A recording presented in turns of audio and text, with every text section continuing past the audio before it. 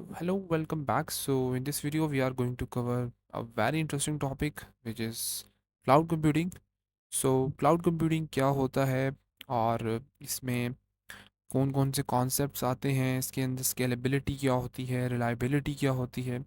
सो इन सारी चीज़ों को हम इन डेप्थ पढ़ने वाले हैं आज और एग्जांपल्स के थ्रू समझने वाले हैं। So what is cloud computing? Cloud computing क्या होता है? सबसे पहले तो हमें इसको समझने की ज़रूरत है। क्लाउड कंप्यूटिंग बेसिकली एक ऐसा सिस्टम होता है, एक ऐसा फिनोमेना है जहाँ पर हम रिमोटली या वर्चुअली किसी सिस्टम के रिसोर्सेज को यूज़ कर रहे होते हैं। सो इन द सिंपल वर्ड्स आपको ये चीज़ जहन में रखनी है कि एक ऐसा सिस्टम है जहाँ पर हम एक ऐसे वर्चुअल सिस्टम के या एक सर्वर के, एक एप्लीकेशन के रिसोर्सेज को यूज़ कर रहे हैं जो कि फ़िज़िकली तो हमारे पास नहीं होता, बट हम वर्चुअली उसके रिसोर्सेज को यूज़ कर रहे होते हैं। सो इसकी बहुत अच्छी एग्जांपल जो हम अपने डेली लाइफ में बहुत कॉमनली यूज़ कर रहे होते हैं, जिसमें की गूगल ड्राइव्स है, गूगल फ़ोटोज़ है, जहाँ पर हम डेली बहुत सारे डाटा को हम अपलोड कर रहे होते हैं, जिसमें हमारे फ़ोटोज़ हैं, हमारे डॉक्यूमेंट्स होते हैं, हमारी पिक्चर्स होती हैं, हमारी वीडियोज़ होती हैं। सो वो सारी जितना भी हमारा डाटा है वो हमारे मोबाइल में नहीं होता। वो सारा डाटा एक क्लाउड लोकेशन पर चला जाता है, ये क्लाउड लोकेशन पर अपलोड हो जाता है। चीज़ आप यहाँ पर ऑब्ज़र्व कर सकते हो कि जब भी आप गूगल ड्राइव पर या गूगल फ़ोटोज़ पर कभी भी कोई अपना डेटा अपलोड करते हो, अपनी फ़ोटोज़ अपलोड करते हो या अपनी वीडियोज़ अपलोड करते हो, तो वो कभी भी आपके मोबाइल के या अपने आपके कंप्यूटर के लोकल स्टोरेज की स्पेस को ऑक्युपाई नहीं कर रहा होता। कभी भी आपके लोकल स्टोरेज के स्पेस को कंज़्यूम नहीं कर रहा होता, बिकॉज़ वो गूगल के सर्वर्स की जो है वो अ, उसकी स्टोरेज को यूज़ कर रहा होता है, जहाँ पर वो रिमोटली उस स्टोरेज को एक्सेस कर आपका डाटा वहाँ पर स्टोर कर रहा होता है। सो उस डाटा की सबसे बड़ी ख़ासियत ये होती है कि आप उसको कहीं से भी एक्सेस कर सकते हो। बेशक आप जिस मर्ज़ी कोने में बैठे हो उस दुनिया के, आपको ज़रूरी नहीं है कि आपके पास वो मोबाइल होना चाहिए, आपके पास जस्ट वो अकाउंट होना चाहिए जिसमें आपने वो फ़ोटोज़ अपलोड किए। सो जस्ट आपके पास एक इन द सिंपल वर्ड्स आपके पास इंटरनेट होना चाहिए, जिसकी हेल्प से आप उन फ़ोटोज़ को या उस डाटा को एक्सेस कर सकते हो। सो ये है क्लाउड कंप्यूटिंग। सो इसकी अब हम कैरेक्टरिस्टिक्स के ऊपर बात करते हैं कि क्या ऐसी चीज़ें हैं जो क्लाउड कंप्यूटिंग को स्पेशल बनाती हैं, या इसमें पढ़ने की क्या चीज़ें हैं, या क्यों इतना इम्पोर्टेंट है ये। सो पहली चीज़ इसमें आ जाती है on demand self service. So on demand self service में क्या है कि क्लाउड कंप्यूटिंग आपको एक फैसिलिटी देता है कि आप अपने रिसोर्सेज के अकॉर्डिंगली, अपनी नीड्स के अकॉर्डिंगली रिसोर्सेज को रिड्यूस या डिक्रीज़ कर सकते हो। सो लेट्स सपोज़ मेरे पास बहुत सारा डाटा है और मैं चाहता हूँ कि मैं उस डाटा को गूगल ड्राइव पर अपलोड कर दूँ। जबकि गूगल ड्राइव का जो फ्री प्लान है उसमें हमारे पास जस्ट 15 जीबी मिल रहा होता है, और मैं चाह रहा हूँ कि मुझे कोई 50 या 100 जीबी मिल जाए। सो उस केस में मैं क्या करूँगा, मैं जस्ट गूगल ड्राइव पर जाऊँगा और वहाँ पर जो पेड प्लान वाला ऑप्शन होगा मैं वहाँ पर जाऊँगा, और जितना भी मुझे स्टोरेज रिक्वायर्ड होगा मैं स्टोरेज को अपने बजट के हिसाब से बाई कर लूँगा। सो यहाँ पर इस पूरे प्रोसेस में कहीं पर भी ह्यूमन इंटरवेंशन या ह्यूमन इंटरेक्शन या कहीं पर भी मेरा डीलिंग नहीं हुई ह्यूमन के साथ किसी भी। सो सारा सिस्टम मुझे ऑटोमेटेड मिल गया, और मैंने जस्ट वहाँ से अपना प्लान सेलेक्ट किया, अपनी नीड्स के अकॉर्डिंगली, अपने रिसोर्सेज के अकॉर्डिंगली, जितना मुझे स्टोरेज चाहिए था, जितना मुझे रिक्वायर्ड था, मैंने उस स्टोरेज को बाय किया और अपने स्टोरेज में मैंने एक्सपेंशन कर ली। सो एक तरह से हमें एक फ्लेक्सिबिलिटी मिल जाती है अपनी नीड्स के अकॉर्डिंगली, अपनी ज़रूरत के अकॉर्डिंगली हम अपने प्लान को या अपने जो हमारे पास फीचर्स हैं उसको हम एक्सपांड कर सकते हैं, इंक्रीज़ और रिड्यूस कर सकते हैं। दूसरी चीज़ ब्रॉड नेटवर्क एक्सेस। यहाँ पर क्लाउड रिसोर्सेज बेसिकली एक क्लाउड कंप्यूटर्स जो है वो रिसोर्सेज हैं, हमें अगर इंटरनेट मिल रहे होते हैं तो हम हमारे पास ये भी फैसिलिटी होती है कि हम कहीं से भी बैठकर उन चीज़ों को एक्सेस कर सकते हैं। हमारे मेरा लेट्स सपोज मेरा डाटा क्लाउड पर अपलोडेड है, कोई बहुत ही इंपॉर्टेंट डाटा, कॉन्फिडेंशियल मेरा कुछ डाटा अपलोडेड है, और मेरे लैपटॉप या मेरे मोबाइल पर वो अपलोडेड नहीं है, और मुझे किसी भी टाइम पर वो डाटा चाहिए। सो इन दैट केस मैं उस डाटा को किसी भी जगह से एक्सेस कर सकता हूँ। तो इसके बाद हमारे पास आता है रिसोर्स पूलिंग। रिसोर्स पूलिंग की एग्जांपल आप ऐसे ले सकते हो कि एक स्विमिंग पूल है जहाँ पर बहुत सारे लोग एक ही स्विमिंग पूल में स्विम कर रहे हैं। ऐसा नहीं होता कि हर बंदे के लिए या हर बंदे के लिए, हर स्विमर के लिए अलग-अलग स्विमिंग पूल हो, so that is not possible. So उसी तरह से जब हम क्लाउड कंप्यूटिंग की बात कर रहे होते हैं तो यहाँ पर भी सेम सिनेरियो है कि एक ही बड़ा सा सिस्टम होता है या एक ही सर्वर होता है या एक ही प्रोवाइडर होता है जिसके रिसोर्सेज को बहुत सारे लोग at the same time thousands of millions of people use कर रहे होते हैं।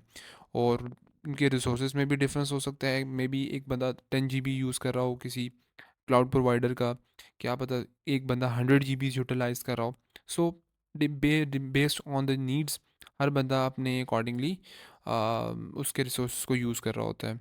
सो रैपिड इलास्टिसिटी काफ़ी हद तक ऑन डिमांड से ही रिलेट करिए, जहाँ पर आपको एक फ्लेक्सिबिलिटी मिल जाती है आपके सिस्टम में। आप उसके अकॉर्डिंगली अपने रिसोर्सेज को मैनेज कर सकते हो और क्लाउड कंप्यूटर या क्लाउड प्रोवाइडर से उन सारी चीज़ों को एडजस्ट कर सकते हो। तो यहाँ पर एक एग्जांपल है ऑनलाइन स्टोर की। सो ये तो काफ़ी छोटी एग्जांपल है, छोटे लेवल की। हम थोड़ी सी बड़े लेवल पे बात करते हैं। लेट्स सपोज मैं अमेज़ोन की बात करता हूँ। अमेज़ोन एक हम सब ऑलमोस्ट जानते हैं, अमेज़ोन एक शॉपिंग ई कॉमर्स साइट है, एक बहुत बड़ा प्लेटफॉर्म है। लेट्स सपोज जो अमेज़ोन है एक वीकेंड पर सेल लगाता है, जहाँ पर उसको बहुत ज़्यादा ट्रैफिक देखने को मिलती है। नॉर्मल उसको ट्रैफिक जो कि लेट्स सपोज कर लेते हैं कि अमेज़ोन पे नॉर्मल जो ट्रैफिक आती है नॉर्मल डेज़ में वो 10,000 पर डे आती है, लेट्स सपोज। लेकिन जब वीकेंड आता है, जब सेल लगती है अमेज़ोन पर, तो वहाँ पर क्या होता है कि ट्रैफिक 10,000 से 1 लाख पीपल तक चली जाती है। सो कितना इंक्रीज़ आ जाता है हमारे पास, उससे 10 गुना बढ़ जाता है, 10 गुना इंक्रीज़ हो जाता है। सो वहाँ पर अमेज़ोन के पास क्या सोल्यूशन होता है? अमेज़ोन के पास कुछ रिकवरी सिस्टम्स होते हैं या रिकवरी क्लाउड सर्वर्स होते हैं, जिसको वो ऑन द सेम टाइम उन सर्वर्स को कनेक्ट करता है अपने सिस्टम के साथ, और जिसकी वजह से या जिसकी हेल्प से वो अपने सिस्टम को जो डाउन हो जाता है इतनी ट्रैफिक की वजह से, उसको वो दोबारा कंटिन्यू कर देता है। सो यहाँ से हम ये भी देख सकते हैं कि क्लाउड कंप्यूटर या क्लाउड प्रोवाइडर्स या क्लाउड सर्वर्स कितने इंपॉर्टेंट होते हैं।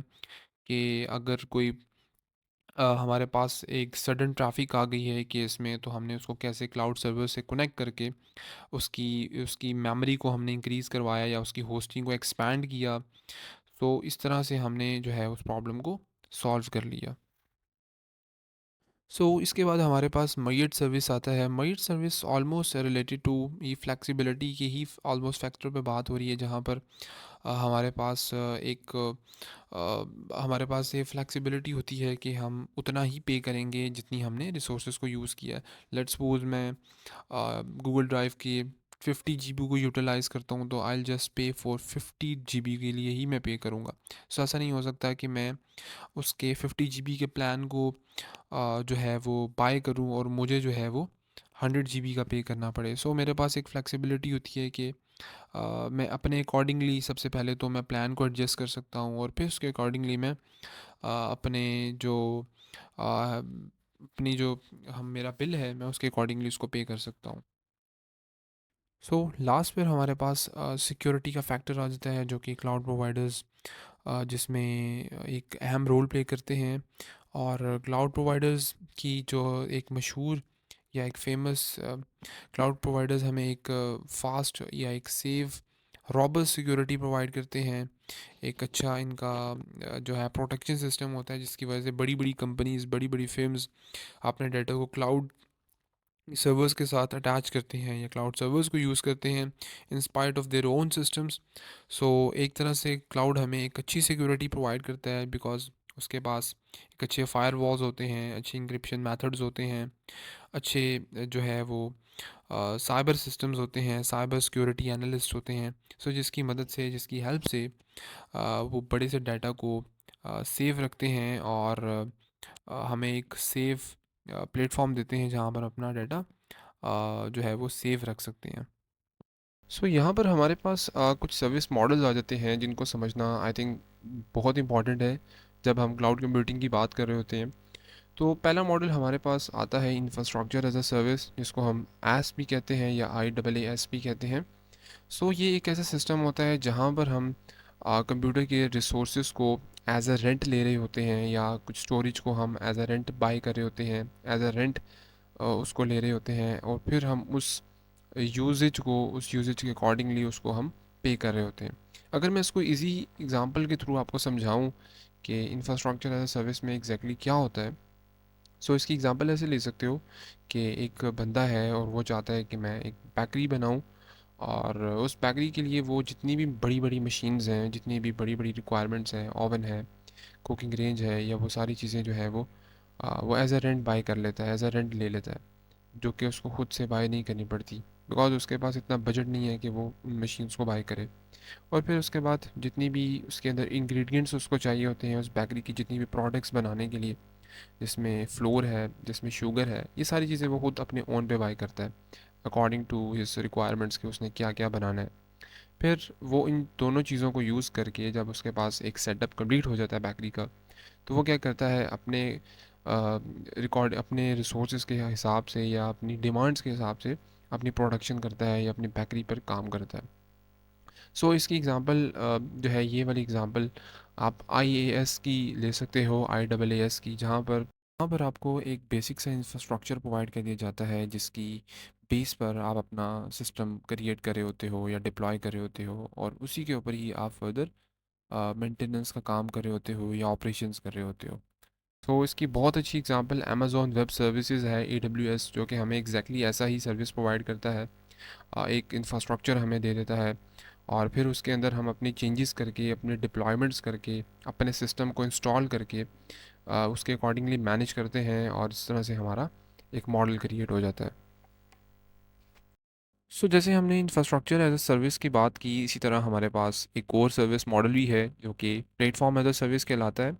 सो यहाँ पर क्या होता है कि जिस तरह से हमने इंफ्रास्ट्रक्चर एज अ सर्विस में बात की थी कि यहाँ पर हम कंप्यूटर के रिसोर्सेज को एज अ रेंट ले रहे होते हैं, तो यहाँ पर भी हम कंप्यूटर के रिसोर्सेज को तो ले ही रहे होते हैं, बट यहाँ पर जितनी भी उसके साथ जुड़ी रिसोर्सेज होते हैं, माइनर छोटे रिसोर्सेज हैं, जिस तरह से ऑपरेटिंग सिस्टम है, उसका एक इंफ्रास्ट्रक्चर है, और यहाँ पर हम खुद उसको उसके मेंटेनेंस के भी हम ही ज़िम्मेदार होते हैं, और हम ही उसके रिस्पॉन्सिबल होते हैं कि हमने उस एप्लीकेशन को मेंटेन भी रखना है, और जितनी भी डिप्लॉयमेंट्स करनी है हमने अपनी एप्लीकेशंस की, या जितना भी सारा कुछ हमने उसको मैनेज करना है, और जो इंफ्रास्ट्रक्चर होता है बाकी का, वो सारा एक क्लाउड प्रोवाइडर मैनेज कर रहा होता है। अगर हम इसको उसी एग्जांपल के टर्म्स में समझें, तो यहाँ पर वही सेम पर्सन चाहता है कि उसको एक बेकरी बनानी है, और इस केस में क्या करता है वो, एक कुछ मेजर मशीन्स जो हैं वो तो बाई कर लेता है, वो तो रेंट कर लेता है वो। जहाँ पर अगर हम उसी ही की एग्जांपल लें प्रीवियस सिनेरियो की, तो उस केस में जहाँ पर उसने कुछ मेजर मशीन्स को एज अ रेंट लिया था जो वह अफोर्ड नहीं कर सकता था, सो वहीं पर उसने कुछ चीज़ों को एज अ जो बाकी इंग्रेडिएंट्स थे उसको उसने अपने ओन पे बाई किया था। बट यहाँ पर हम एक ऐसी बेकरी ले सकते हैं जहाँ पर उसको कुछ मेजर मशीन्स भी रेंट पे मिल रही हैं, और जितने भी इंग्रेडिएंट्स हैं वो भी उसको साथ ही मिल रहे हैं। सो जस्ट उसने क्या करना है, अपनी एबिलिटीज़ के ऊपर, अपने रिसोर्सेज के अकॉर्डिंगली अपनी प्रोडक्शन, सिर्फ उसने प्रोडक्शन पर फोकस करना है। सिर्फ उसने जितनी भी प्रोडक्ट्स उसके बेकरी में होनी चाहिए जो वो चाहता है, जस्ट उसने उन पे फोकस करना है। सो इसकी अगर मैं एग्जांपल आपको दूं, तो माइक्रोसॉफ्ट एजोर, जो कि एक क्लाउड प्रोवाइडर है, जो कि एग्जैक्टली इसी सर्विस पे काम कर रहा होता है, जहाँ पर आपको एक प्रोडक्ट दे दी जाती है, एक इंफ्रास्ट्रक्चर दे दिया जाता है, और जैसे आपने उसको यूज़ करके एक अपनी प्रोडक्ट बनानी होती है, या अपनी प्रोडक्ट को उसमें मेंटेन करना होता है, डिप्लॉय करना होता है।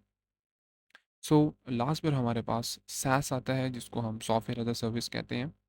यहाँ पर बेसिकली क्या हो रहा होता है, यहाँ पर हम अगर उसी एग्जांपल से मैं आपको समझाऊँ कि हमारे पास एक बेकरी है, सो वो बंदा क्या करेगा इस बार, वो एक ऐसी बेकरी को अप्रोच करेगा जहाँ पर उसको पूरी बेकरी ही रेंट पर मिल जाए, मतलब उसको प्रोडक्शन की भी फोकस ना करना पड़े, उसको प्रोडक्शन की भी फिक्र ना हो, वो जस्ट एक पूरी बेकरी रेंट पर ले, और उसको वो एज अ रेंट पर चलाए, और उसके ऊपर प्रोडक्शन करे, जहाँ पर उसके पास शेफ़ भी उसके पास हो, उसके पास इंग्रेडिएंट्स भी हों, मेजर चीज़ें भी हों, यहाँ पर जितनी भी सारी रिक्वायरमेंट्स हैं वो उसका सप्लायर हैंडल कर रहा होता है। मतलब उसको किसी भी चीज़ की टेंशन लेने की ज़रूरत नहीं होती, वो जस्ट उसका रेंट पे कर रहा होता है, और उससे जितनी भी अर्निंग है वो कर रहा होता है। सो अगर बेकरी की ही एग्जांपल लें, तो यहाँ पर वो पूरी बेकरी एज अ रेंट पर ले लेगा, और जितनी भी उसकी प्रोडक्शन होगी, या जितनी भी वो उससे जिस डिप्लॉयमेंट्स कर रहा होगा, जो उससे अर्निंग आ रही होगी, वो जस्ट उससे क्लाउड प्रोवाइडर को पे कर रहा होगा। सो यहाँ पर अगर इसकी मैं एग्जांपल आपको दूँ, तो नेटफ्लिक्स एक बहुत अच्छी एग्जांपल है जो कि सब्सक्रिप्शन मॉडल पे काम कर रहे हैं, क्लाउड सर्विस है जो कि जिसकी आप सब्सक्रिप्शंस बाय करते हो और फिर वो आपको ईयरली या पर मंथ आपको सब्सक्रिप्शन दे रहा होता है। इसी तरह से हमारे पास गूगल की वर्क स्पेसेस हैं, जैसे गूगल डॉक्स है, गूगल माइक्रोसॉफ्ट ऑफिस है। ये सारी प्रोवाइडर्स हमें इसी बेसिस पर काम कर रहे होते हैं, सॉफ्टवेयर एज अ सर्विस, जहाँ पर आपको एक सॉफ्टवेयर एज अ होल दे दिया जाता है। जस्ट आप उस पर अपना काम कर रहे होते हो, जस्ट आप उससे इंटरटेन हो रहे होते हो या उससे फंक्शनैलिटीज़ को ले रहे होते हो। आपको किसी भी किस्म की मेंटेनेंस या कोई ऑपरेशंस करने की ज़रूरत नहीं होती। सो ये थे कुछ सर्विस मॉडल्स जो कि क्लाउड में बहुत हम कॉमनली जिन पे हम बात कर रहे होते हैं।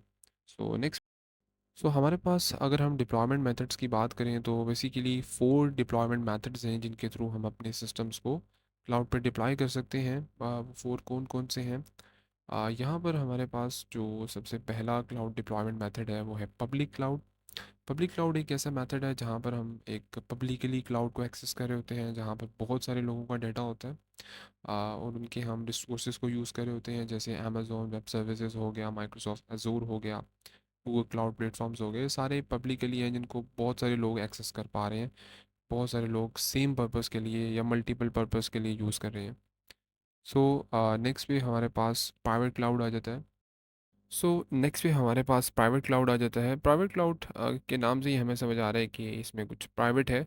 सो यहाँ पर जैसे हमने पब्लिक में बात की कि पब्लिक में तमाम लोग उसके उस क्लाउड के रिसोर्सेज को यूज़ कर सकते हैं, लेकिन प्राइवेट में एक स्पेसिफिक ऑर्गेनाइजेशन के लिए एक स्पेसिफिक क्लाउड होता है, एक स्पेसिफिक प्रोवाइडर होता है, एक सिंगल ऑर्गेनाइजेशन होती है जो कि एक ही ऑर्गेनाइजेशन का डाटा को होल्ड कर रही होती है। और उसकी प्राइवेसी को, बिकॉज़ ये पॉसिबल है कि उस ऑर्गेनाइजेशन के पास कुछ कॉन्फिडेंशियल इंफॉर्मेशन हो या कुछ सीक्रेट चीज़ें हों कि जिसकी वजह से वो नहीं चाहते कि वो अपना डाटा पब्लिकली एक्सपोज करें। तो नेक्स्ट पे हमारे पास कम्युनिटी क्लाउड आ जाता है। ये एक ऐसा टाइप ऑफ क्लाउड है कि जहाँ पर एक ही टाइप की ऑर्गेनाइजेशंस जो है वो अपने सिस्टम को या अपने डाटा को डिप्लॉय कर रही होती हैं, अपने डाटा को स्टोर कर रही होती हैं। सो वो एक मे बी मेडिकल के रिलेटेड हो या मे बी वो किसी डेवलपमेंट के रिलेटेड हो। सो एक ही टाइप्स की ऑर्गेनाइजेशन एक ही सर्वर्स को या एक ही क्लाउड प्रोवाइडर्स को यूज़ कर रही होती हैं, जिसमें एक कम्युनिटी क्रिएट हो जाती है, मतलब एक जैसे ही डाटा उसमें एग्जिस्ट कर रहा होता है।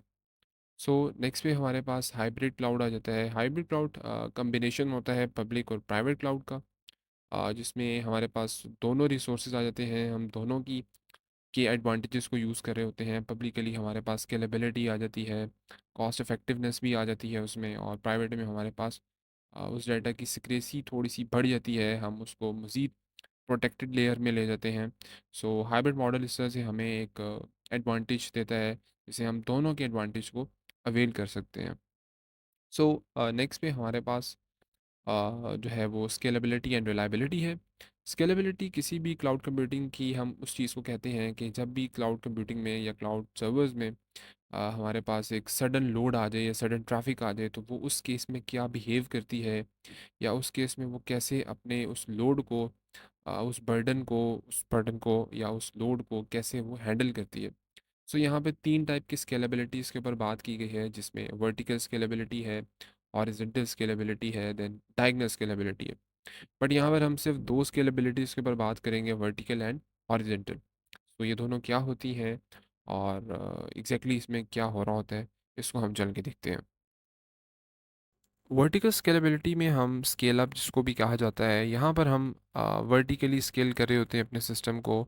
यहाँ पर हम हार्डवेयर एंड सॉफ्टवेयर में दोनों में चेंजेस कर रहे होते हैं। लेट्स सपोज जहाँ पर हमारे पास एक सर्वर था जो कि तमाम ट्रैफिक को जो है वो बर्दाश्त कर रहा था, तो यहाँ पर जैसे ही हमें बहुत ज़्यादा ट्रैफिक नज़र आई तो हमने क्या किया, उसी सर्वर में उसके सॉफ्टवेयर में अपडेशंस कर दी, या उसके हार्डवेयर में जहाँ पर एक सिस्टम की 16 GB रैम थी तो वहाँ पर हमने उसको डबल करके 32 GB कर दिया, या अगर 32 थी तो हम उसको 64 पे ले गए। तो हम उसको वर्टिकली जो है वो इंक्रीमेंट कर रहे होते हैं या उसके अंदर चेंजेस कर रहे होते हैं। सो जिससे उसका जो ट्रैफिक लोड है वो काफ़ी हद तक बैलेंस हो जाता है। हॉरिजेंटल स्केलेबिलिटी एक स्केल आउट भी कहा जाता है इसको, यहाँ पर हम हॉरिजेंटली अपने सिस्टम को स्केल कर रहे होते हैं। यहाँ पर हमारा मेजर फोकस हार्डवेयर के ऊपर होता है। लेट्स सपोज यहाँ पर हमारे पास एक सर्वर लोड को बर्दाश्त कर रहा था, तो हम यहाँ पर सर्वर्स में इंक्रीज़ कर देते हैं या डिवाइसेस मज़ीद अटैच कर देते हैं। अगर एक सर्वर था तो हम उसको 2 कर देंगे, 2 थे तो हम 4 कर देंगे, जिससे हमारी जो बर्डन एक सर्वर जो है बर्दाश्त कर रहा था, वो अब 2 सर्वर्स बर्दाश्त करेंगे, जिससे हमारा वर्कलोड डिवाइड हो जाता है और हमारी जो ट्रैफ़िक है वो एक अच्छे वे से कंट्रोल हो जाती है और हमें एक अच्छी स्पीड मिल जाती है। सो नेक्स्ट में हमारे पास रिलायबिलिटी का फैक्टर होता है। रिलायबिलिटी बेसिकली हम एक ऐसी टर्मिनोलॉजी को कहते हैं जिससे हमें ये पता चल रहा होता है कि एक सिस्टम अगर फेल हो जाता है या उसके किसी कंपोनेंट में प्रॉब्लम आ जाती है या उसकी एक्सेसिबिलिटी में कोई मसला आ जाता है, तो उस सिनेरियो में वो सिस्टम कैसा काम करेगा, उसकी क्या परफॉर्मेंस होगी, क्या उसकी परफॉर्मेंस मेंटेन रहती है, क्या वो डाउन हो जाता है, या उसको कौन-कौन से फेलियर्स फेस करने पड़ते हैं, या क्या वो उसी तरह ही परफ़ॉर्म करेगा जैसे वो पहले कर रहा था। सो इन कुछ कंपोनेंट्स हैं इसी तरह से है रिलायबिलिटी के, जैसे फ़ॉल्ट टॉलरेंस, अगर कोई फ़ॉल्ट आ जाता है तो उसको वो कैसे टैकल करता है। हाई अवेलेबिलिटी, मुख्तलिफ़ टाइम पर वो किस तरह से अपने आप को अवेलेबल रखता है वो सर्वर। डिज़ास्टर रिकवरी, रिडंडेंसी, ये वो चीज़ें सारी हमें रिलायबिलिटी में मिल रही होती हैं। सो इसकी एक एग्जांपल है, एक सिनेरियो है जिसको हम समझते हैं, उसकी हेल्प से हम रिलायबिलिटी को समझने की कोशिश करते हैं। एक सिस्टम में हमारे पास एक फाइनेंशियल मॉनेटरी सिस्टम है। उस सिस्टम में बहुत सारे लोगों का क्रिटिकल डाटा है, बहुत सारे लोगों की इंफॉर्मेशन है। होता ये है कि हम इस सिस्टम को रिलायबिलिटी के हिसाब से चेक करना चाह रहे हैं। तो यहाँ पर हम एक क्लाउड में may be in the form किसी प्रॉब्लम से क्लाउड में प्रॉब्लम आ जाती है। सो क्लाउड में जब प्रॉब्लम आ जाएगी तो वो डाटा एक्सेस नहीं हो पाएगा। सो वो क्लाउड क्या करता है, उस सेम डाटा को मुख्तलिफ़ लोकेशंस पर, मुख्तलिफ़ जियोग्राफिकल लोकेशन पर स्टोर कर देता है, मुख्तलिफ़ सर्वर पर। मे बी उस क्लाउड का एक एशिया में सर्वर हो, एक यूरोप में सर्वर हो, एक अफ्रीका में सर्वर हो, और मैं बैठा पाकिस्तान में उस डाटा को एक्सेस कर रहा हूँ। मे बी यूरोप वाला सर्वर ख़राब हो गया तो वो एशिया वाले को एक्सेस करेगा, ये एशिया वाला ख़राब हो गया तो वो यूरोप वाले को एक्सेस करके मुझे वो डाटा रिट्रीव करके देगा। सो ये चीज़ हमें रिलायबिलिटी शो करती है कि हमारा डाटा किसी भी हालत में हमें मिलना चाहिए या हमें वो अवेलेबल होना चाहिए, हम जब भी चाहें उस डाटा को एक्सेस कर सकते हैं या रिट्रीव कर सकते हैं। सो ये थी रिलायबिलिटी, होपफुली इससे भी आपको अच्छी अंडरस्टैंडिंग हो गई है। So that is all about cloud computing. I hope कि आपको क्लाउड कंप्यूटिंग का कॉन्सेप्ट समझ आ गया है, क्लाउड कंप्यूटिंग क्या होती है और उसके क्या-क्या कैरेक्टरिस्टिक्स होते हैं, कौन से सर्विसेज होती हैं और इन सर्विसेज में क्या होता है, और इसी तरह से स्केलेबिलिटी एंड रिलायबिलिटी क्या होती है। So that is all about this video. So thank you so much, will meet soon in the next video.